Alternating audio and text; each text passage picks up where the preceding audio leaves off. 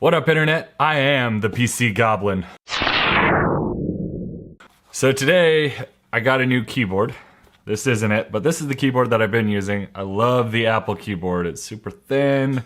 It's really easy to push on the keys. There's not any travel when you click on it. It's just, to me, it's an amazing keyboard.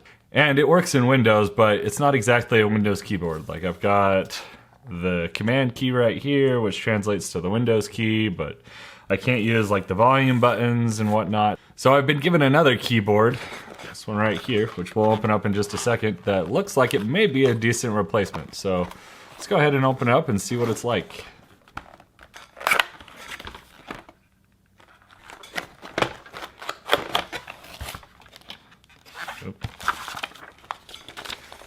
So it comes with instructions. This is made by Vitalitim, or I'm not really sure how you say it, Vitalitim. It's available on Amazon for about 20-25 bucks. I'll have a link in the description below if you want to check it out. But here it is right here. So my initial impressions are it's not as nice as the Apple keyboard, but the Apple keyboard also costs about 5 times more than this does. So looking at it, it's got a basic feel to it. It's higher than I like, but the keys are little chiclet keys, a lot like what's on my Apple keyboard. Very quick and easy to press. And it's got volume up and volume down and mute, which I'll really like using inside of Windows. Alright, so you install the batteries on the back, just right here. You just kind of pop this up and out. And it takes two AAA batteries. And you want to make sure that you have the tall normal post on this. I guess if you have a short post on the AAA battery, that can cause some issues with this.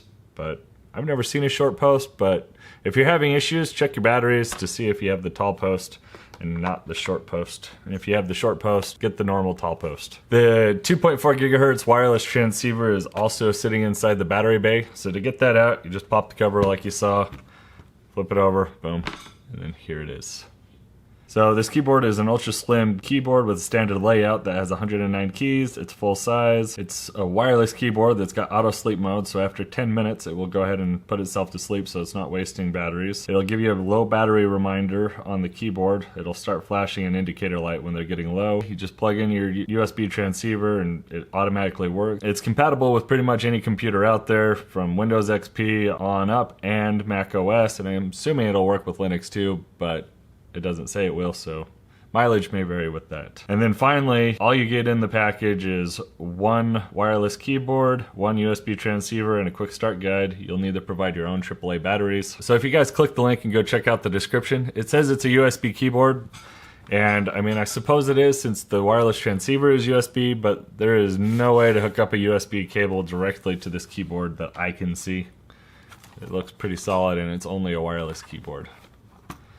Now that we've gone over the specs, I'm going to go play with it and I'll be right back.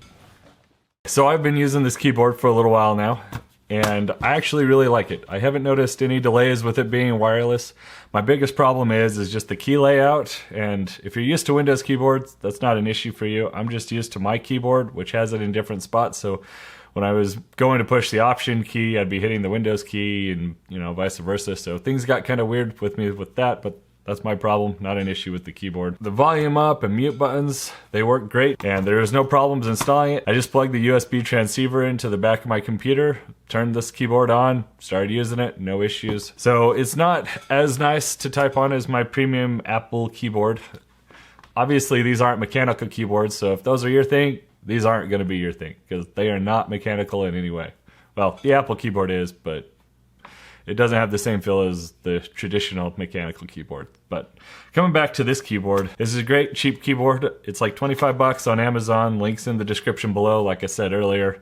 But I'm gonna be using this with my Wetbench. It's a great keyboard, it's wireless, it does exactly what I need it to do. So if you guys are looking for another keyboard, or a keyboard to replace yours and you're not looking for an expensive mechanical keyboard, I think you guys should give this one a try. But that's it for this review. There's really not a whole lot I can do with a keyboard. I like it, it feels good to type on, but if you're into mechanical keyboards and not membrane, you're probably not gonna like this. If you don't care and you like the smaller keycaps, you'll probably like this one. I hope you guys liked this video. If you did, go ahead and hit that like button. If you hated it, well, hit the dislike button. And I'd really love to know what you guys thought about this video or this keyboard in the comment section below, so please leave a comment. Thank you so much for watching, guys. I really appreciate it. I hope you have a good one.